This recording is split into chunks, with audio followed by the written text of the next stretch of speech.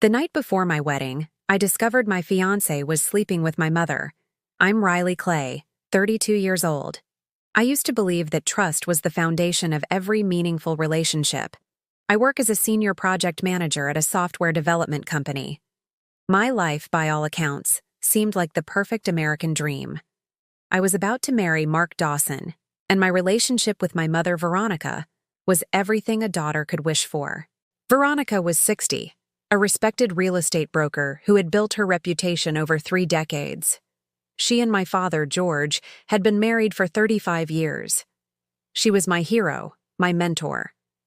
Mark Dawson, who was 30, was smart, shared my love for weekend trips, and got along perfectly with my parents. Our wedding was set for a Saturday in October at St. Michael's Church. We'd paid for everything, including the Maui honeymoon. The night before, I was staying at the Palmer house with my mother, going over the final details. It was one of those perfect mother-daughter moments I thought we'd share for years to come.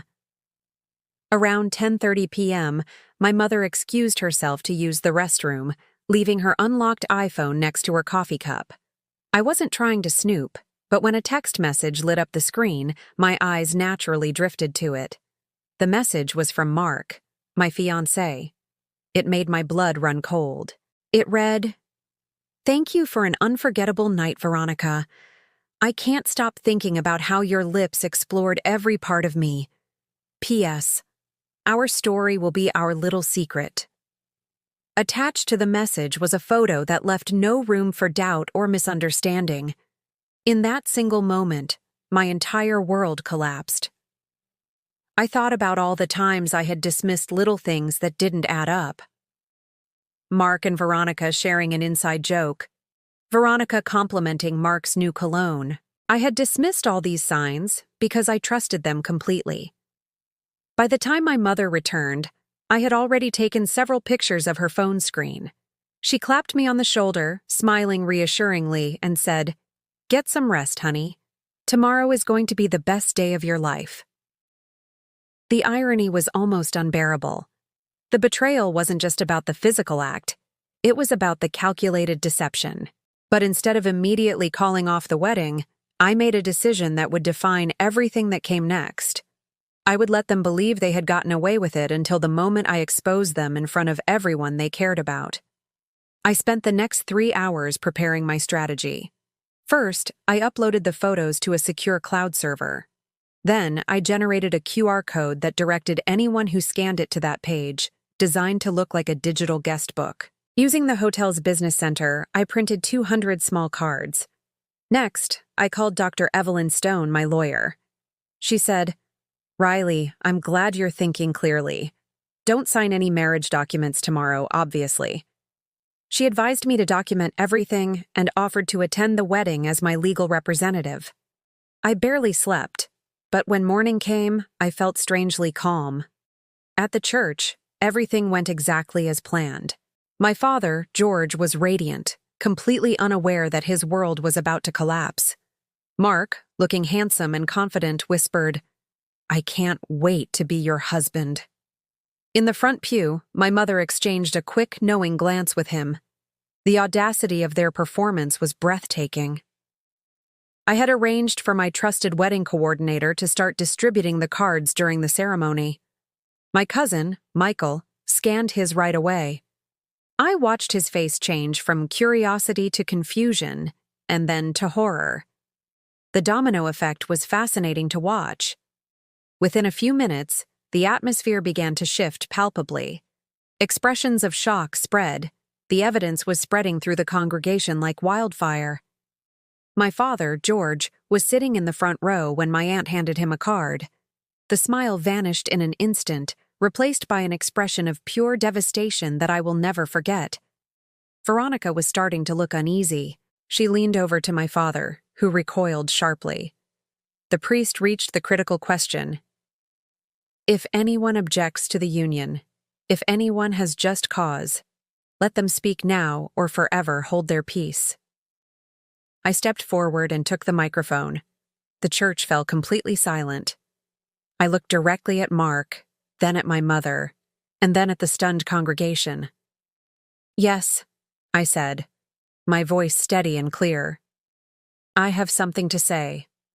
Mark turned to me, and I could see the exact moment he realized something was terribly wrong. My mother, Veronica, was on her feet now, her hands trembling. I focused on Mark. I loved you, Mark, with everything I had. Then I shifted my focus to Veronica. And Mom, I spent my entire life looking up to you. You were my hero. The woman who taught me about honor. The church was so quiet you could have heard a pin drop. But the most intimate betrayal demands the highest price, I said firmly.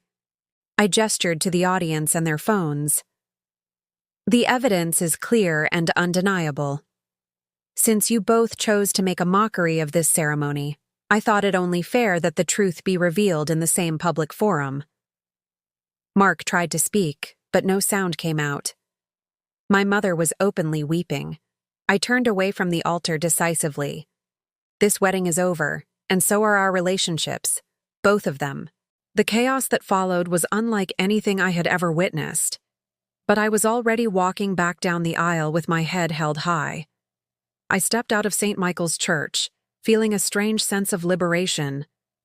My maid of honor, Leo, caught up to me, stunned. Jesus, Riley, I can't believe they did this to you. How are you holding it together? I told him. I'm better than I've been in a long time. The truth has a way of setting you free. Within hours, the story had spread far beyond the walls of the church. Local Chicago news stations reported on it. I kept my statement brief and dignified. I believe in the truth. The professional fallout for Mark and my mother was swift and severe. Mark's marketing firm, which prided itself on ethical practices, fired him within a week. My mother's real estate business suffered even more dramatically. Her reputation was destroyed overnight. My father, George, filed for divorce less than 2 weeks after the incident. He told me, I could have forgiven a hidden affair, but the fact that she was willing to destroy her own daughter's life, that's something I can never forgive. The legal proceedings were handled efficiently by Dr. Evelyn Stone. 3 months later, I accepted a senior director job offer at a tech company in Austin, Texas. I needed a fresh start. Before leaving Chicago, I had one last conversation with my mother. She showed up at my condo one Saturday morning, looking older and deeply regretful. I know I can't undo what I did, she said, her voice cracking. But I need you to know that I am so sorry. I destroyed everything. I looked at her and said, Mom, I forgive you. Not because you deserve it, but because carrying around anger is exhausting. 6 months later, I was settled in Austin, working on projects that challenged me intellectually. Mark moved back to his parents' house. Their affair ended almost immediately after the scandal. The betrayal, which once seemed like the end of the world, was actually the beginning of a new and much better life. Thanks for watching my story. If you found it compelling, please like this video and subscribe to the channel for more content. See you next time.